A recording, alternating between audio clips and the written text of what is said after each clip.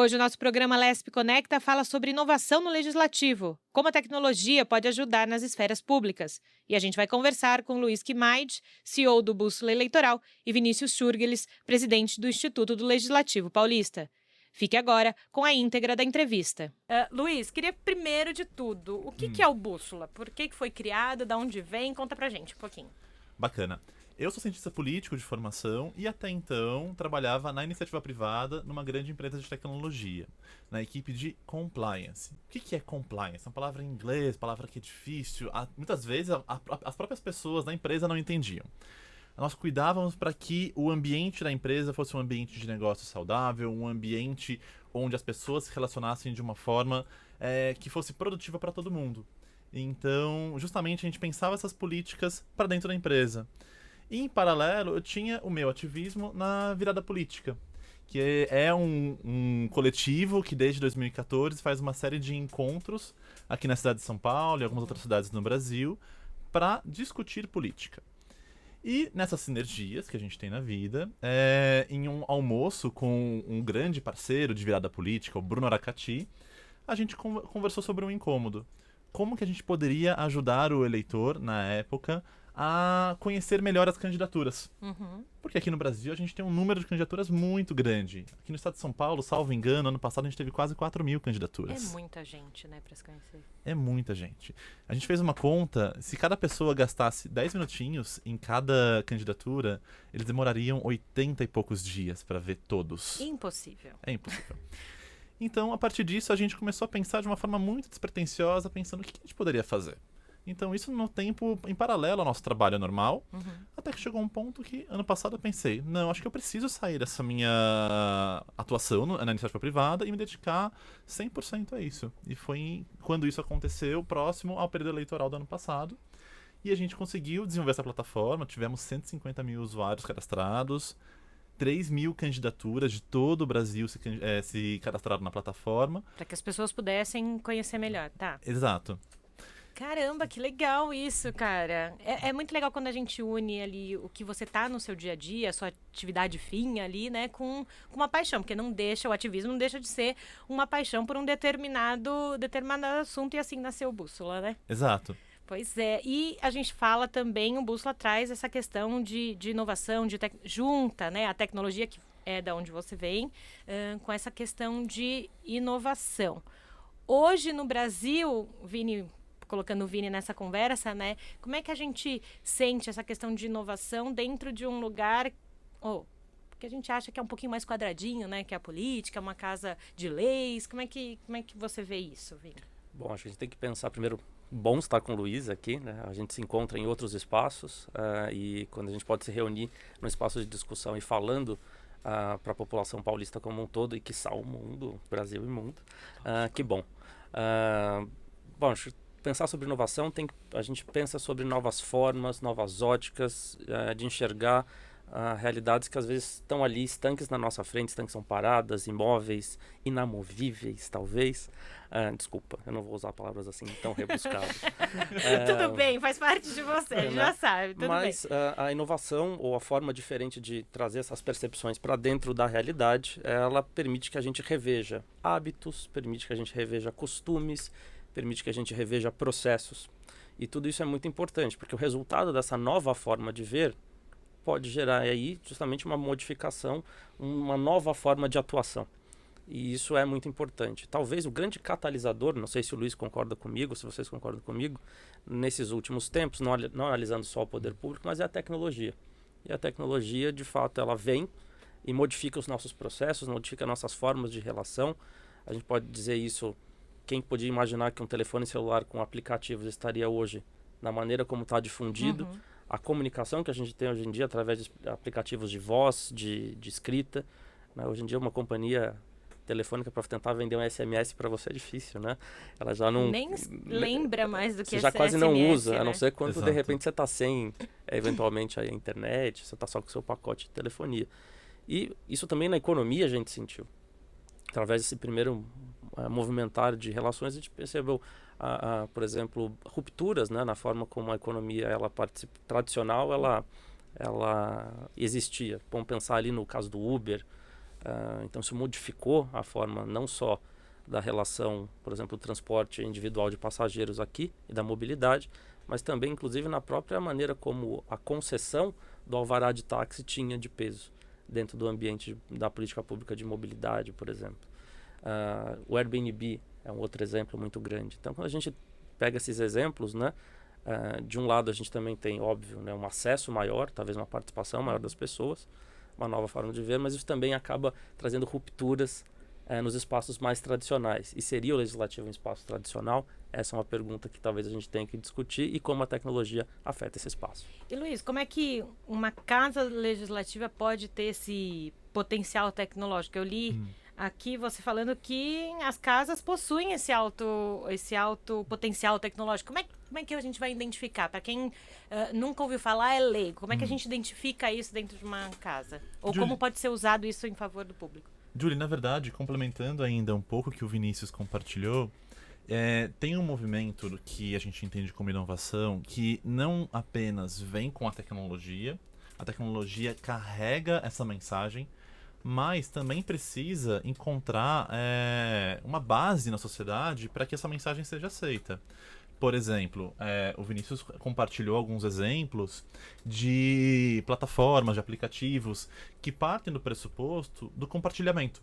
Então, por exemplo, faz sentido eu manter um carro na cidade de São Paulo, onde eu mantenho ele boa parte do dia parado, ou faz sentido eu usar um aplicativo onde só no momento que eu precise desse carro eu vou utilizá-lo? A mesma coisa para o meu apartamento, por exemplo. Então, é um jogo que vem em paralelo. Ele, ao mesmo tempo, você tem a tecnologia fazendo essa provocação para a sociedade. Então, olha, sociedade, você já pensou essa nova forma de atuar? Então, você já pensou essa nova forma de compartilhamento, de você ter esses bens? E, sociedade, você já pensou essa nova forma de se comunicar, por exemplo? Os seus ouvintes agora provavelmente estão ouvindo a gente no Spotify, alguma outra plataforma, no Google Play. Então, a gente está falando de uma outra forma de consumir conteúdo, de se relacionar com as pessoas, de consumir produtos que eram muito tradicionais. Então, por exemplo, imagina quando você queria pedir uma pizza, por exemplo. Você ligava na pizzaria, você falava com a pessoa errava a pizza que você queria. Sempre, às vezes. Você pedia sem cebola, vinha com cebola, Exato. Coisa. Hoje você não liga mais pra pessoa. Você simplesmente coloca no aplicativo e muitas vezes o aplicativo te lembra o que você gosta. Então você tem uma nova forma de pensar até mesmo as relações humanas. Então, a partir disso, por que uma instituição que é sustentada por relações humanas, que são as relações políticas, como a Casa Legislativa, também não estaria aberta a esse tipo de pensamento tecnológico, pensamento inovador? Então, a gente sempre pensa que o legislativo, ele no poder público, ele é um espaço de inovação, ele tem essa característica fundamental, porque, diferente do poder executivo, por natureza, o legislativo ele é mais descentralizado, ele é mais pluralizado. Então, você pode pensar uma gama de novos projetos, novas ideias e testá-las. Então, não necessariamente quando você pensa... Quando você está falando de inovação, não é inovação só o celular de última geração, o aplicativo de última geração, mas é a ideia. Exato. Porque isso, para você desenvolver um celular de última geração, você provavelmente errou umas 5.000 vezes. Porque você vai tentar prototipar uma ideia... prototipar, desculpa, eu tô falando de uma forma rebuscada, igual o Vinícius. É outro nível aqui, viu, José? É outro nível aqui o negócio. Às vezes escapa, né? Às vezes não, escapa. mas é vocês, né? Não tem problema. Então, você vai ter uma ideia, você vai pensar, mas qual problema essa ideia resolve? Então, essa ideia, acho que ela resolve esse problema. Então, quais ferramentas eu posso usar para desenvolver essa solução? E eu vou tentar testar essa solução. Pode errar, o que é natural. Então, e esse erro, ele é absolutamente fundamental na inovação porque ele gera conhecimento. Na hora que você erra, você aprendeu ainda mais sobre aquele tema que você quer solucionar. Então, o erro é fundamental na hora de a gente inovar. Você pegar uma grande empresa, ela tem o seu departamento de pesquisa e desenvolvimento, é o espaço onde as pessoas mais erram. Porque justamente você precisa disso para pensar de uma forma inovadora. Então, você... Gostei dessa frase. Você precisa errar para pensar de uma forma inovadora. Já Em é resumo, uma frase né? da quase a gente, né, pode carregar isso como frase Sim. de vida. Com certeza. Ah, tá certinho esse garoto. Então, se você pensar no poder público, qual seria o lugar mais apropriado para a gente construir esse espaço de construção criativa? É a Casa Legislativa. Porque se nós pensarmos aqui mesmo no estado de São Paulo, o Poder Executivo, ele tem um representante eleito que é o governador. E você tem no Executivo uma estrutura vertical. Ou seja, você, quando, por exemplo, eu, imagino, sou um empreendedor e tenho uma ideia brilhante que pode solucionar um problema de política pública de uma determinada área. Se eu proponho isso para o Executivo, através dos mecanismos legais que existem hoje, vai me contratar para implementar isso no estado inteiro ou numa secretaria inteira. Agora, quando isso é feito no Legislativo, você tem 94 representantes aqui na casa que podem... Luiz, eu acho a sua ideia interessante. Vamos testá-la? Então a gente pode fazer numa escala menor. Entende? Você consegue no começo... E testar aqui no interno da coisa. Exato. Então, porque o custo desse erro... Entenda quando eu falo custo, não apenas o financeiro, mas também o financeiro é muito importante. O custo desse erro, ele é muito menor. Porque se eu errar, eu não vou ter errado com a população do estado inteiro, por exemplo. Então, se eu prover um serviço e falar, putz, eu achei que ia dar certo, não deu. Então, eu não vou errar com 40 milhões de pessoas. Eu vou errar com uma amostragem muito menor. Muito menor. E aí a gente tem um pouquinho da ajuda do ILP nessa dentro da casa. Também serve, o ILP serve para essa comunicação, para essa troca de ideias com os gabinetes, com todo mundo, porque se a gente for pensar, que nem a gente falou, inovação não é só a tecnologia, é a ideia, o pensamento, e o ILP está aqui para pensar também, né? Fundamentalmente, eu não vou puxar a brasa tanto só para o ILP, mas eu vou pensar em todos os espaços educacionais de todas as casas legislativas do Estado. Vou olhar a gente está falando aqui da LESP, é por isso que eu falei. Mas eu acho que se você tem um fórum dentro da Câmara, dentro da Assembleia, e aí vamos pensar em Brasil, vamos pensar em mundo, se você tem um espaço correto, ou pelo menos um dos espaços possíveis, aonde essa discussão ela pode ser alocada no primeiro momento, porque as casas, os espaços educativos, eles são espaços suprapartidários, eles comportam e são fóruns de discussões próprios, inclusive, para que esse tipo de discussão ela aconteça sem, inclusive, preconceitos, sem, inclusive, amarras político-ideológicas. Então, acho que o espaço educativo ele tem essa possibilidade e, se obviamente, né, bem conduzido, e aí cabe não apenas a instituição conduzir essa conversa, mas chamar o setor privado, chamar o terceiro setor para colaborar. Hoje, a produção, a gente estava falando antes de começar sobre coprodução de políticas públicas, isso é feito muito mais da interação entre Estado, sociedade e mercado. No próximo bloco, a gente continua o nosso bate-papo com o Luiz Quimaide, CEO do Bússola Eleitoral, e Vinícius Schurgelis, presidente do Instituto do Legislativo Paulista.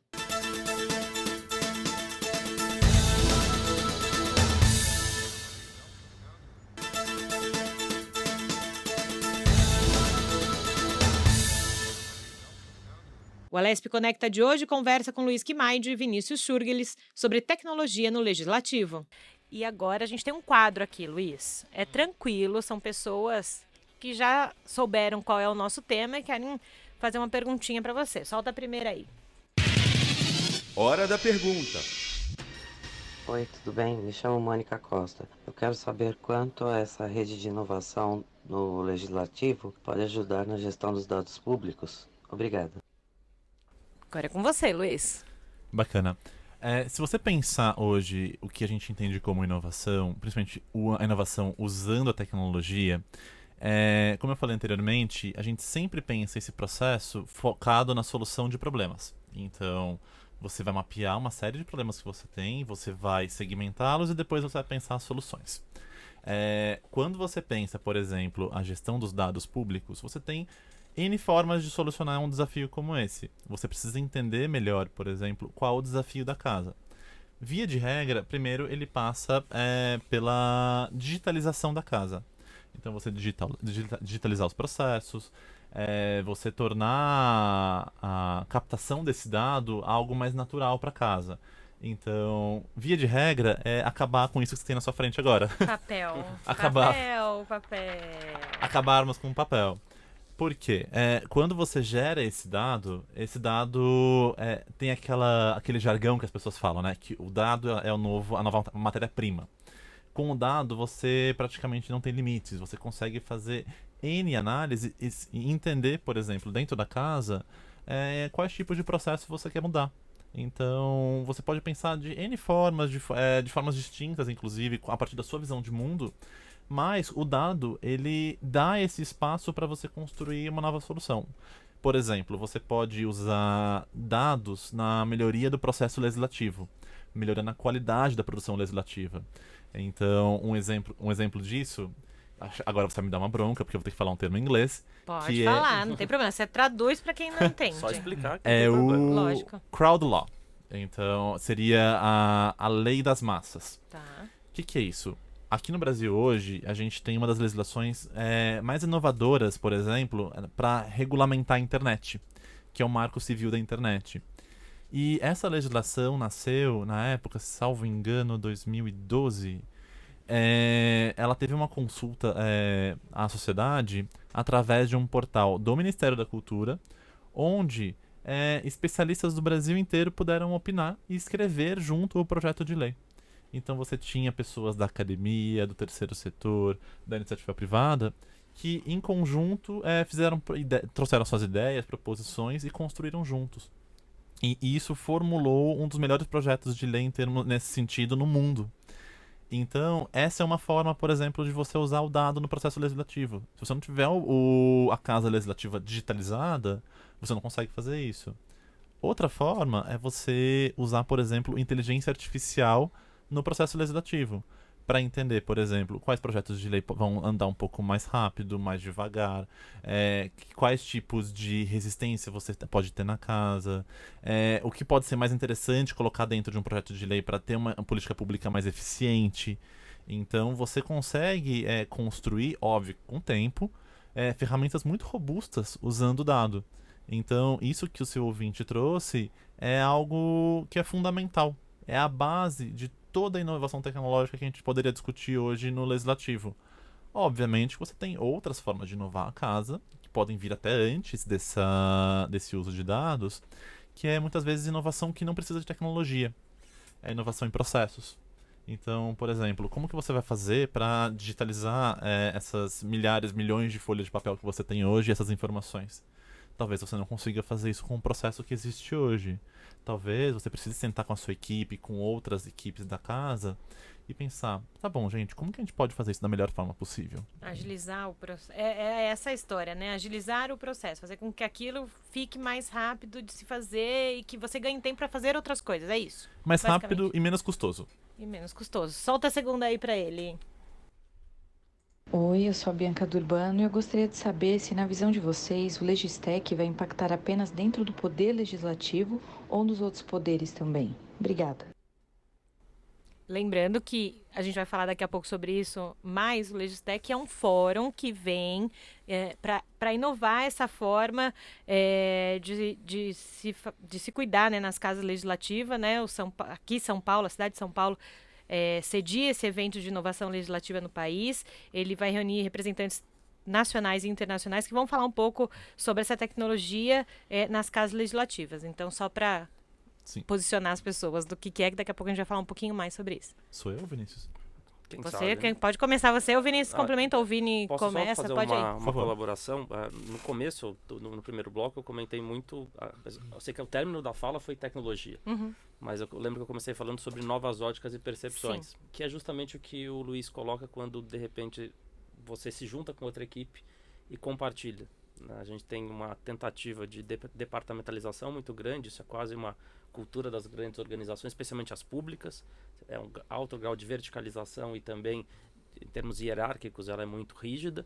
Mas quando você tem a capacidade de sair um pouco da sua caixa, na sua estrutura administrativa e dialoga, você também consegue construir esse tipo de nova percepção. E o resultado dessa nova percepção é um novo processo, é um novo produto, é uma nova forma de se relacionar.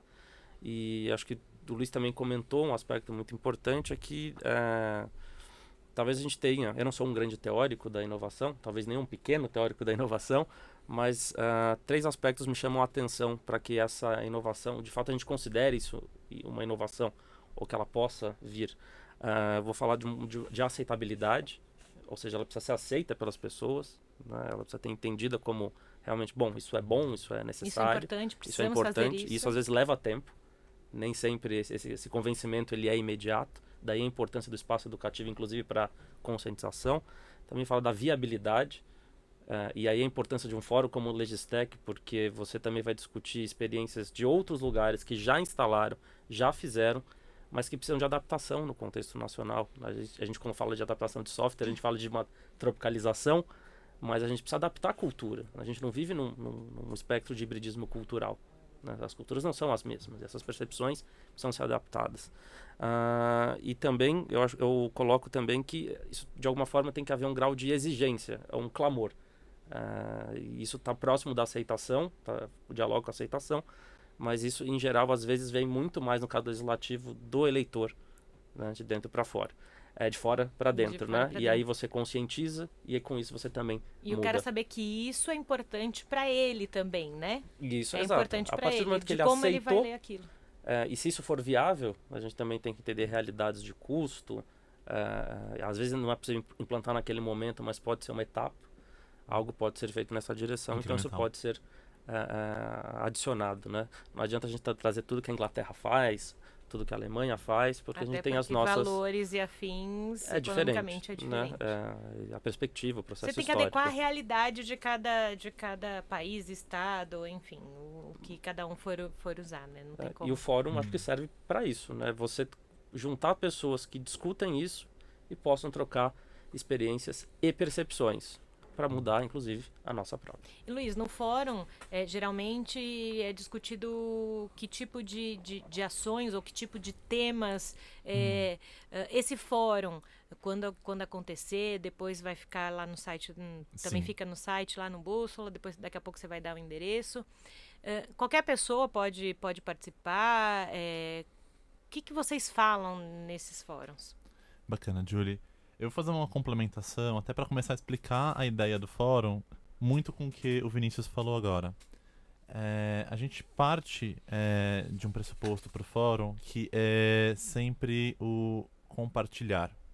Então, a gente aqui está compartilhando ideias, a gente está trocando o que a gente entende como inovação. E eu sempre trago, parece um pouco clichê, eu sei, mas eu acho que é importante trazer que um sonho não compartilhado é um sonho que morre. Então, se você tem uma ideia, se você pensou uma forma nova, seja para a casa legislativa, seja para a sua organização terceiro setor, seja para a sua empresa, traz essa ideia. Então, compartilha com outras pessoas podem se inspirar com ela.